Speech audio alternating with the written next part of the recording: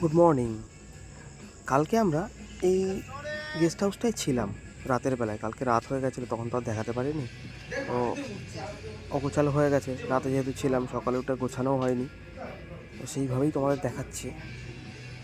এখান থেকে বাইরের পরিবেশটা দেখো।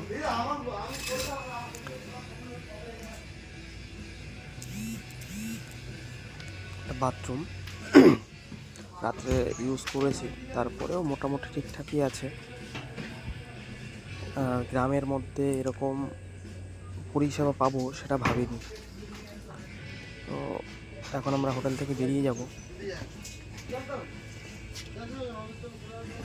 আর বাড়ির উদ্দেশ্যে রওনা দিয়েছি আমরা। আর যেতে যেতে তোমাদের একটু দেখাচ্ছি যে এই নদীর বাঁধের কি অবস্থা। আয়লা ঝড়ে তো পুরো বাঁধ ভেঙে গেছিলো, একটা নতুন বাঁধ নির্মাণ করা হয়েছে। স্থানীয় লোকজনের সাথে কথা বলে যা বুঝলাম, পুরোটা এরকম ইটের রাস্তায় ছিল, কিন্তু এই ইটের রাস্তা ভেঙে গেছিলো আয়লা ঝড়ের সময়। এইসব জায়গা নাকি পুরো জলে ডুবেছিল। মানে যে টাইপের জায়গায় আমরা ছিলাম হোটেলটায়, নাকি অনেকটা জলের নিচে সব হোটেলগুলো ছিল সেই সময়। তো এটা পুরো জঙ্গলের মধ্যে বললেই চলে।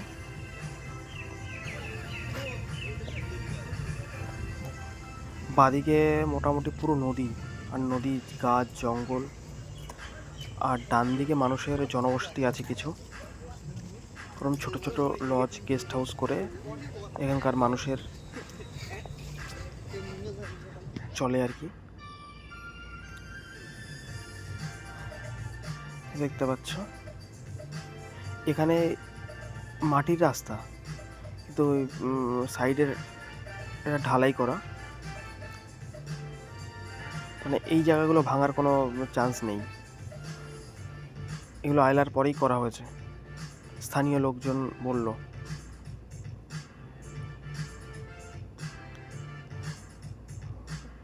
মাটির রাস্তা, মানে বৃষ্টি কাদা যদি হয়, মানে এখানকার মানুষের কীরকম পরিস্থিতি হবে ভাবো। বাঁ দিকে পড়লে নদীতে আর ডান দিকে পড়লে জমিতে, কি আর করা যাবে, পরিস্থিতি যেমনই হোক মানিয়ে তো নিতেই হবে। পেছনে নদী, একদম নদী আর নদী, কোনো কুল কিনারা নেই। রিসর্ট তৈরি হচ্ছে। সত্যি তো এ আখবাগান থেকে গেছে, আমি বললাম বলে নিয়ে আয় একটা, তো না বলেই নিয়ে চলে এসেছে। অবস্থা এনে ভালোই করেছে। সকালবেলা আমি শুরুটা করলাম, আমাকেই প্রথমে দিল ভেঙে, গোড়ার দিকটাই আমিই খেতে শুরু করেছি প্রথমে। বাগান থেকে আখ তোলা হয়েছিল, লোকের বাগান, আমরা এসছি, কিছু বললো না, ছেড়ে খাওয়া শুরু করেছি। আখ খেতে খেতেই চলে আসলাম দয়াপুর ঘাটে। এখান থেকে আর বোট ধরতে হবে আমাদের, ভাড়াটা করে নিলাম এখান থেকে। এবার এই ব্রিজটা অনেকটাই হাঁটতে হবে, তো হাঁটছি আমরা, আর সবাই ছবি তুলতে ব্যস্ত। এখানে এখানে পরিবেশ খুব সুন্দর, আর ছবিও বেশ ভালো আসছিল। তো অনেক বড় ঘাট, দয়াপুর ঘাটটা। এখান থেকে যাবো আমরা, করছি, দেখতে খুব ভালো লাগছে। কিন্তু ঝড় বৃষ্টির দিনে এখানকার মানুষের যা কষ্ট, এখানে না আসলে বুঝতে পারতাম না। সুন্দরবনে ঘুরতে আসার মজাটাই আলাদা। আর যেখানে দয়াপুরের মতন জায়গায় নাইট স্টে করেছি আমরা। পাখিরালয় যেতে হবে। পাখিরালয় তো প্রচুর টুরিস্ট ওখানে স্টে করে, নাইট স্টে করে, দয়াপুরেও করে, পাখিরালয় বেশি করে। আর দয়াপুর বলো, পাখিরালয় বলো, এখানে প্রচুর জনবসতি, দুদিনের জন্য ঘুরতে আসতে খুব ভালো লাগে, আনন্দ হয়। কিন্তু এখানে উঠলে আর নামতে হবে না, যাতায়াত ব্যবস্থা তো খুব কষ্ট করে চলাচল করতে হয়। মাঝ নদীতে মোটামুটি আমরা এখন ঘাটের কাছাকাছি প্রায় চলে এসেছি। ওই দূরে ঘাট দেখা যাচ্ছে, ঘাটে মোটামুটি লঞ্চের পাশেই আমাদের মুখটা লাগানো। আগেই তোমাদের বলছিলাম না যে প্রচুর টুরিস্ট আসে এখানে, তো লঞ্চগুলো এখন দাঁড়িয়ে আছে ঘাটে। আমরা একদম ফার্স্ট মর্নিংয়ে যেহেতু বেরিয়ে এসেছি, সেহেতু লোকজনটা একটু কমই লাগছে। তো মানুষজন সবাই রেস্ট নিচ্ছে এখন হোটেলে। একটু বেলা হলে তখন দেখতে হবে টুরিস্টদের ভিড় এইসব জায়গাগুলোতে। সাইকেল, বাইক সব দাঁড়িয়ে আছে, ভুট্টা ঘাটে দাঁড়ালেই মোটামুটি সব আবার এরা উঠে পড়বে, এরা আবার দয়াপুর চলে যাবে। এই বোটওয়ালাগুলোরও কত ধৈর্য বলো, সারাদিন এরা মানুষ পার করছে, একবার পাখিরালয় ঘাটে একবার দয়াপুর ঘাটে এরা দাঁড়াচ্ছে। ঘাটে তো নেমে গেলাম, এবার আবার এই ব্রিজটা তো অনেকটা বড়, আবার হেঁটে হেঁটে মোটামুটি রাস্তায় যেতে হবে, রাস্তা থেকেও কিছুটা হাঁটতে হবে টোটো স্ট্যান্ডে। পাখির জঙ্গল আছে, কিন্তু আমার হাতে সময় নেই এখন। অন্য কোনো এক সময় চলে আসবো ঘুরতে, তখন সেই পাখির জঙ্গলের ভিডিও করেও তোমাদের দেখাবো। এবার ফটো তুলে নিলাম দাঁড়িয়ে,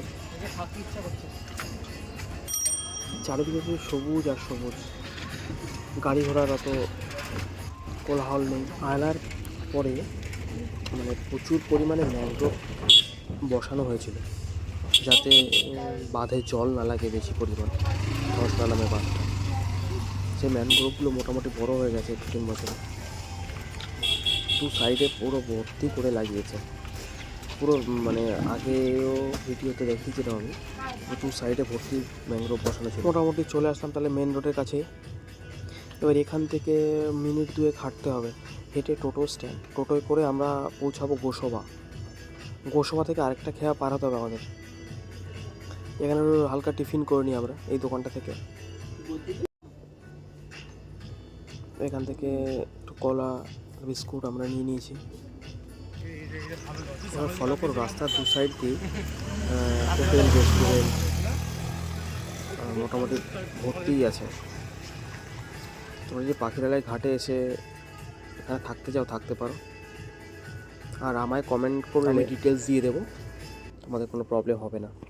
এখানে মোটামুটি রাস্তার দু সাইড ধরে ফাঁকা নেই, সব হোটেল লজ রেস্টুরেন্ট ভর্তিই আছে, কোনো অসুবিধাই হবে না, সব রকম পরিষেবাই তোমরা এখানে পাবে। বেশ ভালো ভালো হোটেল তৈরি হয়ে গেছে এখানে। তো আমরা তো হেঁটে হেঁটে যাচ্ছি, যেতে যেতে যতটা দেখানো যায় আমি চেষ্টা করছি দেখাতে। আর আগে মানুষ সুন্দরবনে আসতো শুধু শীতের সময়, আর এখন ওরকম কোনো ব্যাপার নেই, শীত গ্রীষ্ম বর্ষা 12 মাসে সুন্দরবন ট্যুর হয় প্রচুর সাজানোর জন্য। O2 রিসর্ট, অক্সিজেন এখানে নিয়ে নেবো কিছু একটা, ফটো না টোটোই নেবো এখান থেকে। আবার এদিকে একটা O2, একটা হোটেল। হ্যাঁ S2, সরি S2। টোটো দাদাকে জিজ্ঞাসা করলাম, দাদা চলো আমাদের গোসাবা ঘাটে ছেড়ে দাও। বলছে না আমি যেতে পারবো না, কারণ আমি লাস্টে আছি। একদম তোমরা হেঁটে প্রথমে চলে যাও, প্রথমে তোমরা টোটো বা ইঞ্জিন ভ্যান সেটাই তোমাদের উঠতে হবে। পাখিরালয় থেকে আমরা টোটোয় উঠে পড়েছি, আমরা যাচ্ছি এখন কোথায়? গোসাবা। তো গোসাবা যাচ্ছি, গোসাবা গিয়ে আরেকটা খেয়া আমাদের পার হতে হবে। একটা খেয়া তো পার করে আসলাম পাখিরালয়, দেখতে থাকো জার্নিটা। তো দয়াপুর থেকে পাখিরালয় রাস্তাঘাট অনেক ভালো, এখানে কংক্রিটের চওড়া রাস্তা হয়ে গেছে।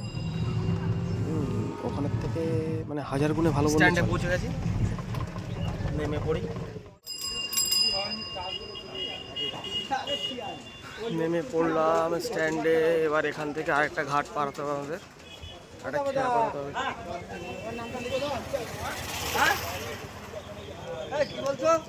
রোদের জন্য তাকানো যাচ্ছে না, এত রোদ পড়েছে। মোটামুটি বাজারের পেছন সাইডটা আমাদের নামিয়ে দিয়েছে। আর তোমরা দেখো এখানে সকালবেলা ড্রেন পরিষ্কার হচ্ছে, ভালো উদ্যোগ, পরিষ্কার পরিচ্ছন্ন রাখছে বাজারেরা। দু সাইডেই লোক কাজ করছে, ড্রেনে পরিষ্কার করে ঝাড় দিয়ে ব্লিচিং পাউডার দিচ্ছে, তাতে দুর্গন্ধ না ছড়ায়, পরিষ্কার পরিচ্ছন্ন থাকে। দোকানদাররাও তার সাথে হেল্প করছে, জিনিসটা খুব ভালো লাগলো দেখে। ব্যবসা লাটে উঠে যাবে। আর গোসাবা বাজারে মোটামুটি সব কিছুই পাওয়া যায়। দুটো মিষ্টির দোকান ফেমাস, সুরুচি আর পাশে একটা আছে কি ওটা দেখতে পাচ্ছি না ঠিক এখন। তো আমরা গলি দিয়ে ঢুকে যাবো ভেতরে, মানে বাজারের পেছন দিক থেকে আমরা ঠিক চলে যাবো ঘাটে। সাবিত্রী মিষ্টান্ন ভাণ্ডার, মানে ঠিকঠাক তো আমরা রাস্তাটা চিনি না, মানে এদিক থেকে ওদিক থেকে ঘুরে ঠিক আমরা ঘাটে গিয়ে পৌঁছাবো। তো তোমরা দেখতে থাকো, সাথে থাকো। আর সোনাখালি থেকে যখন লঞ্চ ছাড়ে এসে এখানেই দাঁড়ায়, যাদের কেনার থাকে মাছ মাংস, তারা এই বাজার থেকে মোটামুটি কিনে নিয়েই লঞ্চে ওঠে, কারণ এরপরে আর বড় কোনো বাজার পায় না, তারা জঙ্গলের মধ্যে ঢুকে যায় এখান থেকে। তো তারা এখান থেকে বাজার করে নিয়েই যায়। লঞ্চে যদি নদীর মধ্যে খাবার শেষ হয়ে যায় তো কোনো রাস্তাই নেই, না খেয়েই থাকতে হবে, এরকম অবস্থা। সুন্দরবনের সব থেকে বড় বাজার হচ্ছে এটা গোসাবা বাজার। তোমরা মোটামুটি সবাই জানো, নামটাও সবাই শুনেছ। গরম পড়ে গেছে, তাও কিন্তু ব্ল্যাঙ্কেট দেখতে পাচ্ছি সাইডে দাঁড় করানো আছে। মানে বড় দোকান, অসুবিধা নেই কিছু রাখতে। চলে এসেছি পরে ঘাটের কাছে। যাওয়ার সময় দেখিয়েছিলাম এই ফলের দোকানগুলো ছিল পাশে, একটা দুটো দোকান খোলা ছিল যাওয়ার দিন। মানে এখান থেকে তো আমাদের যেতে হয়েছিল, ট্রেনের টাইমিং নিয়ে নিলাম, দিচ্ছিল এখানে। এগুলো তো আমার দরকার নেই, কারণ আমরা ক্যানিংয়েই থাকি, মোটামুটি ট্রেন টাইম জানাই আছে। তাও দিচ্ছিল, হাত বাড়িয়ে না নিলে একটা খারাপ ব্যাপার, নিলাম। আচ্ছা, আমাদের ওখানে বিরিয়ানি হচ্ছে 100 টাকা, কিন্তু এখানে বিরিয়ানি দেখো 120 টাকা দাম ফেলা আছে। কোথায় আমরা দেখলাম, হ্যাঁ এখানেই লেখা দেখলাম, হয়তো ক্যামেরায় ক্যাপচার করতে পারিনি ঠিক করে।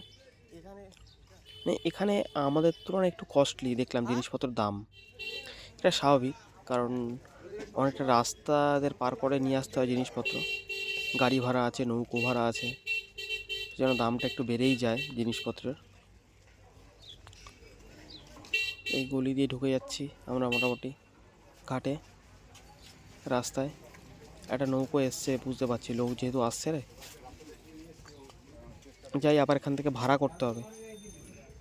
5 টাকাই নেবে, 5 টাকা করে নিচ্ছে। আগের ঘাটটায়ও 5 টাকা নিল। রাস্তাটা বড্ড সরু হয়ে গেছে, তারপরে দু সাইডে বাইক, ভ্যান, গাড়ি, সমস্যা হয়। কিন্তু কাকে কি বলবে, দোকানদারও তো ব্যবসা করছে না। বাইকগুলো নামলো, এরা খুব সুন্দর করে বাইক তোলে নামায়। তো এখানে ভাড়াটা করে নিল আমাদের। দেখো সুন্দর করে গাড়িগুলো পার পুরো।